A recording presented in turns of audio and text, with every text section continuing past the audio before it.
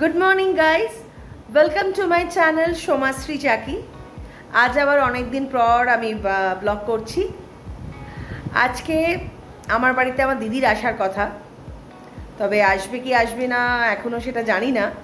আমি বলেছি অনেক করে যে আয় আয় আয়, কারণ ছোটো গুড়িয়া, মাম্পি এরা সব আজকের গেছে বন্ধুদের সাথে পার্ক স্ট্রিটে লাঞ্চ করতে। তো আমি তখন বললাম, যখন ছোটো বুড়িয়া আসছেই তাহলে তুই ওর সাথে চলে আয়, পার্ক স্ট্রিট থেকে তুই এখানে চলে আসবি। তো জানি না আসবে কি না, তবে আসলে একটু আড্ডা হবে, অনেক দিন পর আবার দেখা হবে। আজকের ইচ্ছা আছে মাটন করার, তো সেটাই করব। আজ রান্না করব মাটন। তো মাটন আমি আগের থেকেই ম্যারিনেট করে রাখছি। এতে আমি দিয়েছি টক দই, লঙ্কার গুঁড়ো, কাশ্মীরি লঙ্কার গুঁড়ো, হলুদ, জিরের গুঁড়ো, ধনের গুঁড়ো, এই সব দিয়ে মাখা। আর এটা হচ্ছে পেঁয়াজ, আদা, রসুন সব বাটা, টমেটো আমি দিইনি। এই হচ্ছে পেঁয়াজ কুচি, এ দিচ্ছি তেল,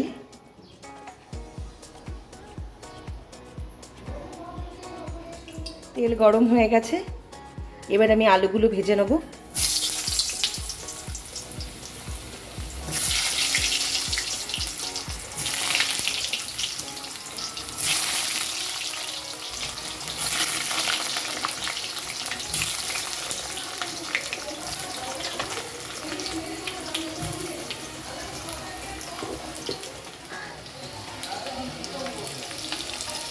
একটু হলুদ আর অল্প নুন দিয়ে ভেজে নেব।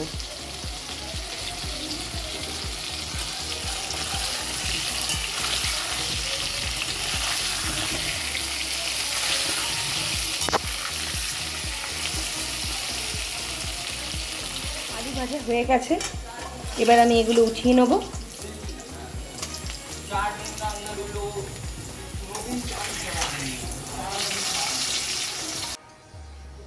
তেলে দিলাম গরম মশলা ফোড়ন আর পেঁয়াজ কুচি।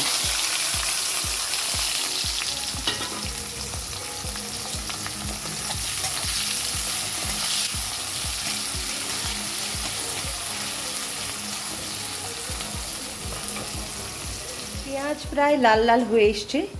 এবার আমি যে মশলাটা বেটেছিলাম সেটা দিয়ে দেবো।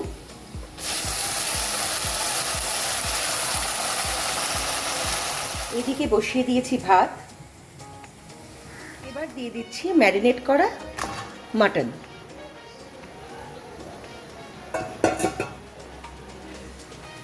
মাংসটাকে এখন ভালো করে কষাচ্ছি, কারণ মাটন একটু ভালো করে না কষালে তার টেস্টটা ভালো হয় না।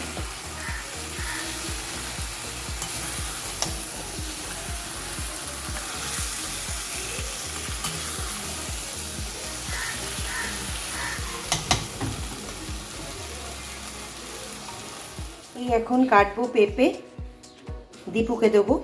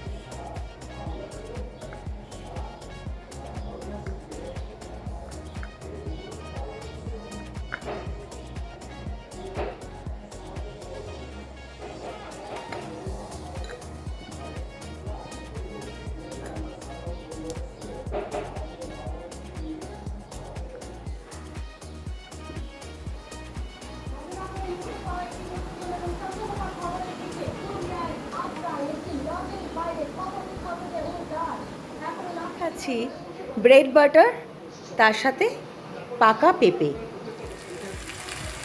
মাংস থেকে তেল বেরিয়ে এসছে, এবার আমি গরম জলটা দিয়ে দেবো।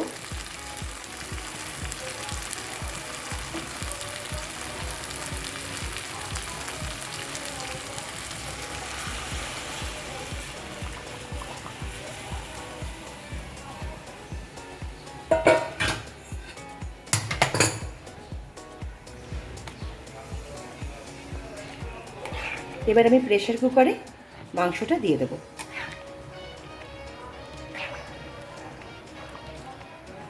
আমরা একটু ঝোলই ভালোবাসি, খাসির মাংসের পাতলা ঝোল আমার ছেলে মেয়ে সবাই খুব ভালোবাসে।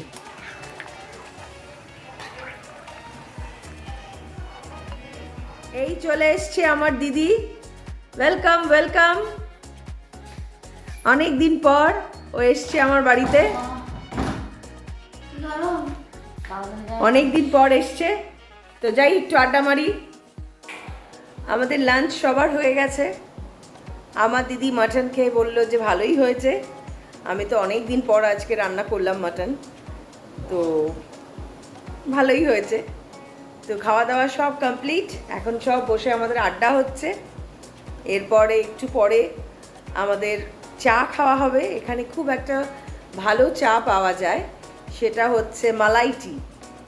তো সেটা আনতে বলেছি বিশুকে। তো দোকানটার নাম হচ্ছে বাবা টি, তো সেখানে পাওয়া যায়। তো ওখান থেকে ও নিয়ে আসবে, তো খাবো একটু পরে। এখন জমি আড্ডা চলছে আমাদের। চলে এসছে মালাই টি নিয়ে, যেটা এখন আমরা খাবো। দীপঙ্কর অবশ্য পাবে না এই চা, দীপঙ্করের জন্য বাড়ির চা, আর আমাদের জন্য মালাই টি। এখানে আরেকটা জিনিসও খুব ভালো পাওয়া যায়, সেটা হচ্ছে ছান্তা বড়া, যেটা বিশু এখন খাচ্ছে। আর প্লেটে অবশিষ্ট দুটোই আছে, আর সব খাওয়া হয়ে গেছে। মালাই টি।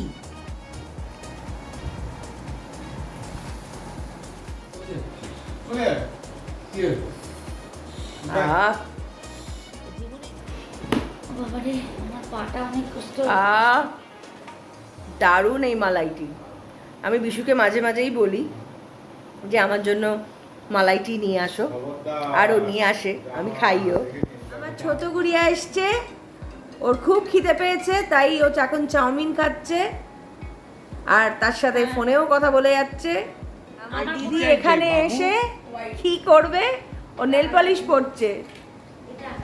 হ্যাঁ, দিদি আর টুইঙ্কেল বাড়ি চলে গেল। আমিও, এত গরম মানে টেকা যাচ্ছে না। আমি একটু গা ধুয়ে এলাম।